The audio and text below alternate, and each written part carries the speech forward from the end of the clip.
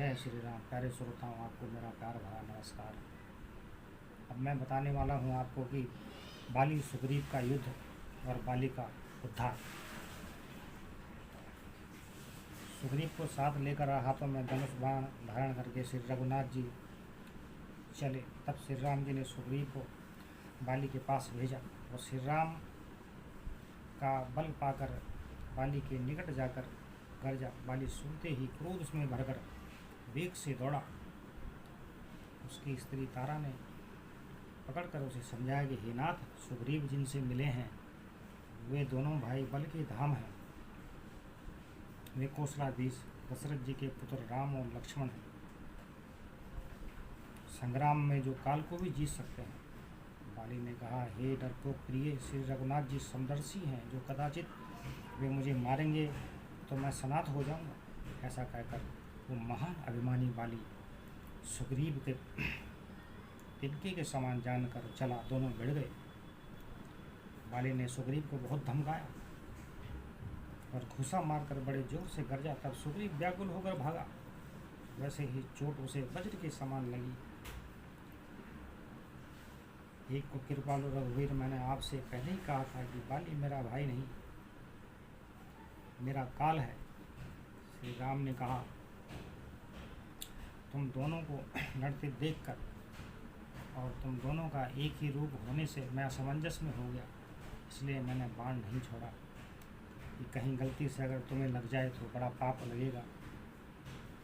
फिर भगवान ने जो है अपना हाथ सुग्रीव के शरीर पर फेरा तो सुग्रीव का शरीर जो है वज्र का हो गया और उसकी जो है शारीरिक पीड़ा सब जाती रही।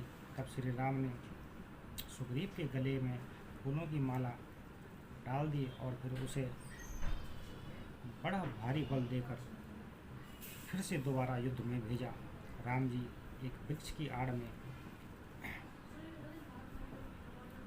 सब देख रहे थे। सुग्रीव ने बहुत छल बल से युद्ध किया, किंतु वह हृदय से हार गया। तब श्री राम ने बाण का संधान किया और बाली के सीने में बाण छोड़ दिया। बाण लगते ही बाली व्याकुल होकर पृथ्वी पर गिर पड़ा, किंतु प्रभु श्री राम को देखकर वो फिर उठ बैठा। भगवान का श्याम शरीर है, सिर पर जटा बनाए हैं, लाल नेत्र हैं और धनुष चढ़ाए हैं। बाली ने बार बार भगवान को देखकर अपने चित्त को उनके चरणों में लगा दी। प्रभु को पहचान कर उसने अपना जन्म सफल माना।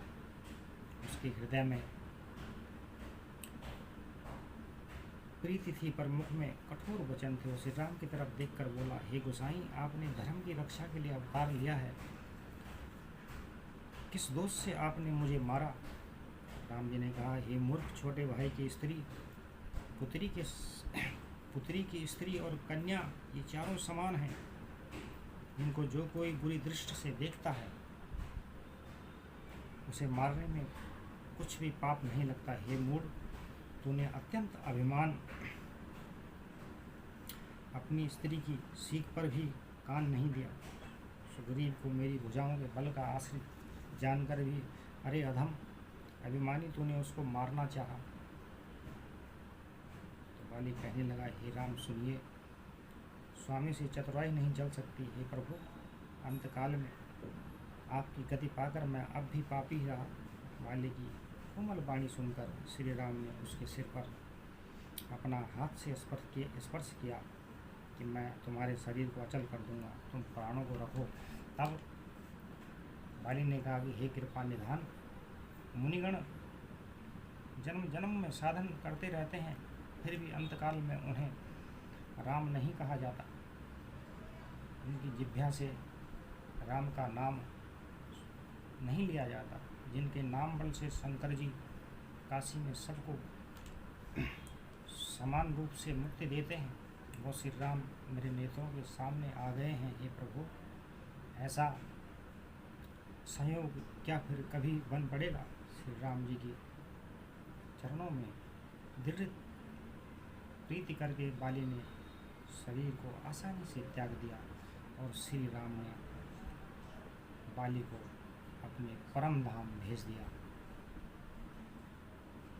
ऐसे दयालु है प्रभु श्री राम की पापियों को भी अपना धाम दे देते हैं।